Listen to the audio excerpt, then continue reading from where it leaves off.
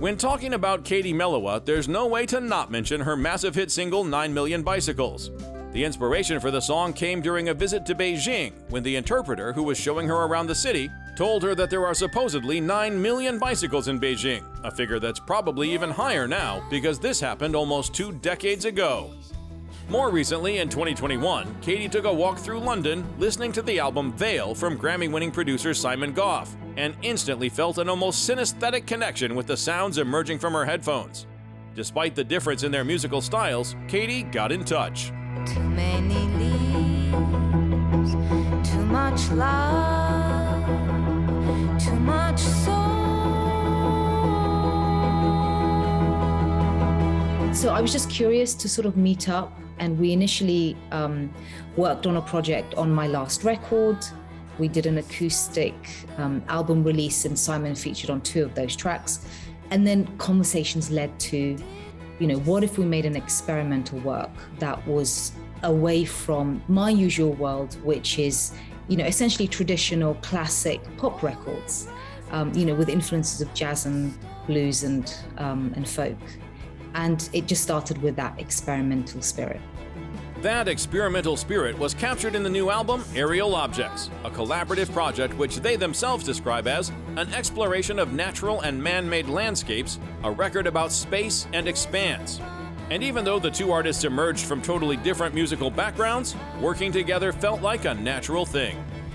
One of the first conversations we had was very much about the different approaches compositionally, and how pop music has these structures that are very established, have been very established for a long time, and they're worked through, and they form the natural pop song. It's verse chorus bridge, and vary that in some way. And I think whereas the world I come from, like more classical based world, there's lots of different structures of writing, and so we really started to talk about these structures and how to vary this up and how you could vary it up.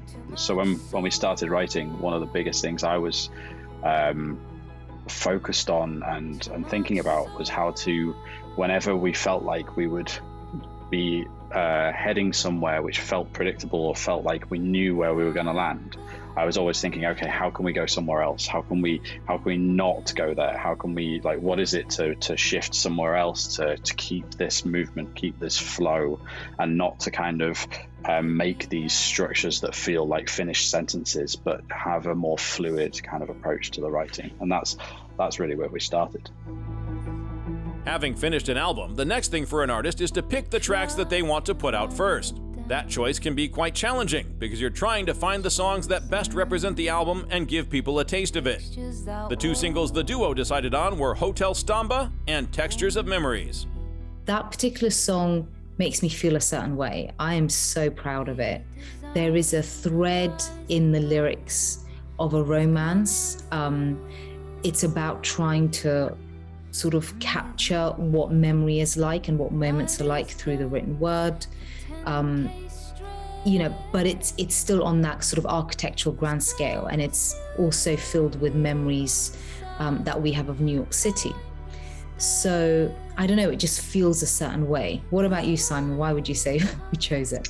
I think those were songs that we felt represented quite a wide range of the record. They showed a quite diverse selection of the ways that we approach songs. Hotel Stamba is kind of a very unusual song in its structures and the way it was produced and its kind of sound. And then Textures of Memories is maybe a more traditional structure of a song, but also had this